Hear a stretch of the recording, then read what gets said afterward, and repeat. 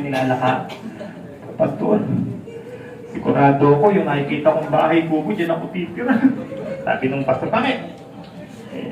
Ako driver po, taxi driver po ako ako pastor, kaya nakikita mo ba yung palasyo na yan? Rilo na lang.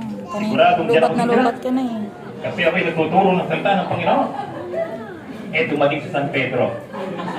Dala-dala yung tali sa Hinihipa si San Pedro yung tali sa Ano sabi? Pastor!